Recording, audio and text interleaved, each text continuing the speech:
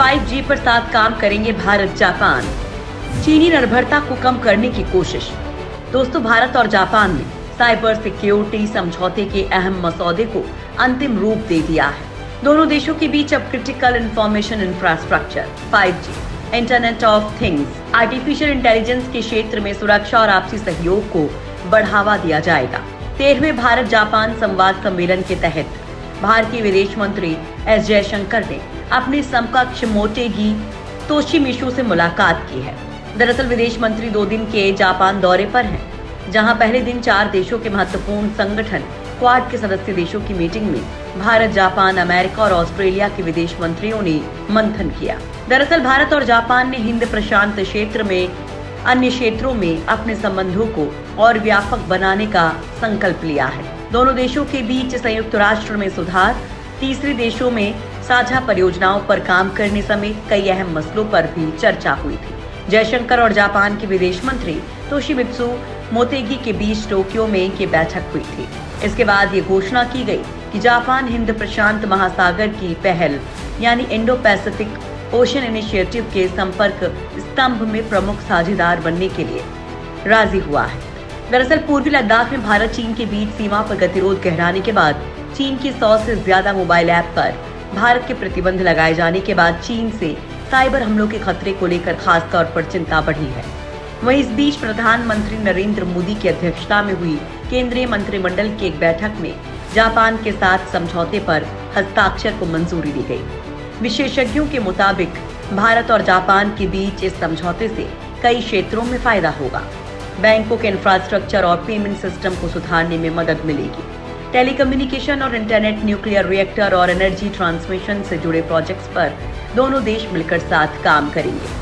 Transport system जैसे कि air traffic control से जुड़ी तकनीकों में दोनों देशों के बीच सहयोग बढ़ेगा। इंडो पैसिफिक इनिशिएटिव में साथ होगा जापान। जापान ने इंडो पैसिफिक इनिशिएटिव में साथ मिलकर काम करने पर सहमति दी है। IPOI भारत के समर्थन से शुरू किया गया फ्रेमवर्क है। इसका मकसद हिंद प्रशांत क्षेत्र में शांति और सुरक्षा कायम करना है। बैठक में चीन का जिक्र नहीं हुआ था, लेकिन इस क्षेत्र में चीन ही सबसे ज्यादा दिक्कतें खड़ी कर रहा है। चीन, जापान और भारत दोनों के ही समुद्री क्षेत्रों में घुसपैठ की कोशिश कर चुका है। ऐसे में इसके तहत काम करने से इस क्षेत्र में दोनों देश अपनी समुद्री सीमा की बेहतर ढंग से सुरक्षा कर सकेंगे। वहीं इस बैठक में दक्षिण चीन सागर में चीन की आक्रामकता पर भी विस्तार से बातचीत हुई थी। पूर्वी लद्दाख में LAC को लेकर चीन से टकराव अभी खत्म नहीं हुआ है। वहीं सेनकाकू द्वीप को लेकर बीजिंग जापान से टकराव के मूड में है।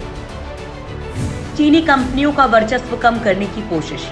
चीनी दिग्गज कंपनी हुआवे के दुनिया भर में हो रहे विरोध के बाद 5G को लेकर भारत और जापान के बीच सहयोग बढ़ाने पर सहमति बनी है।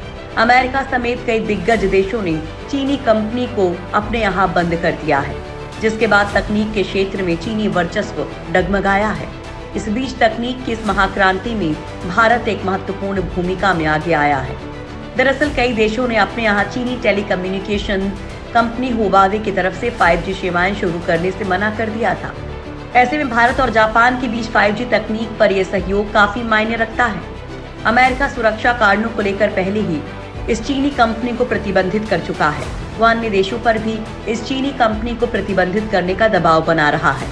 दरअसल 5G अगली पीढ़ी की सेल्यूलर टेक्नोलॉजी है, जिसमें डेटा डाउनलोड की गति मौजूदा 4G LTE नेटवर्क से 10 से लेकर 100 गुना तक तेज होगी।